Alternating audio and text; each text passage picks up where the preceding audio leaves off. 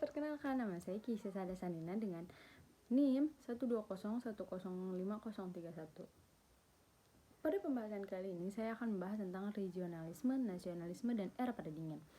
Pada rentang waktu tahun 1979 sampai 1991 ialah merupakan tahun-tahun yang krusial karena adanya tantangan untuk perdamaian dan stabilitas di daerah Asia Tenggara.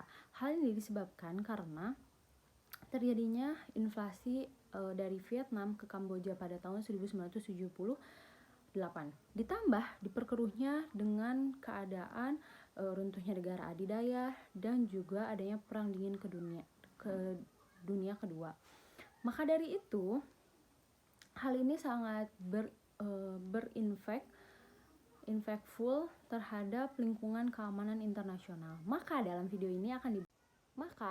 video ini akan dibahas mengenai Vietnam dan ASEAN, konflik Kamboja dan ASEAN, rekonsiliasi regional, regionalisme Asia Timur, regionalisme Asia Tenggara. Awal mula kesenjangan intraregional yang terjadi di Vietnam ialah karena turunnya pemerintahan dan juga turun tahta raja yang disebabkan oleh pengambil alihan komunis di Vietnam.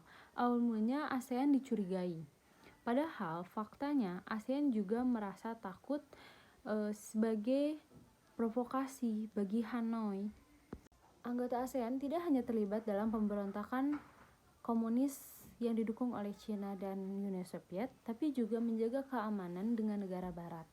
Selain itu, pada tahun September 1975, Vietnam melalui Perdana Menterinya, yakni Pham Van Dok, ialah menawarkan untuk komitmen perdamaian dan juga pembangunan negara.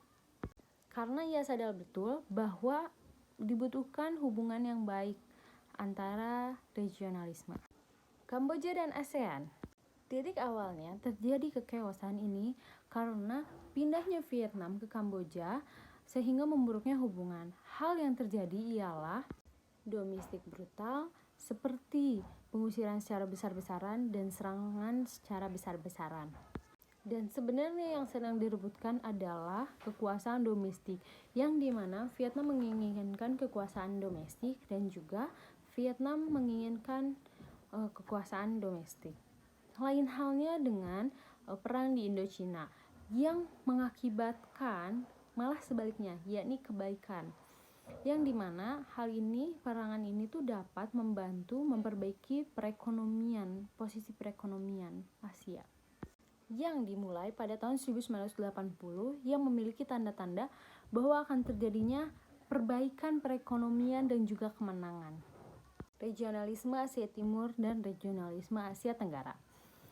Pada awalnya, ASEAN bekerja untuk mencapai otonomi yang besar di politik dan juga di keamanan.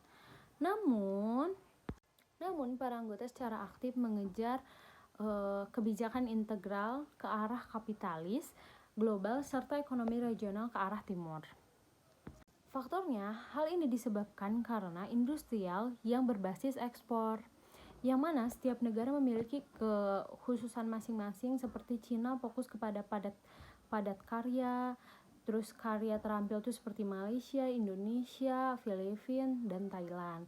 Sedangkan untuk teknologi maju ada Singapura, Hong Kong, Korea Selatan, dan juga Taiwan.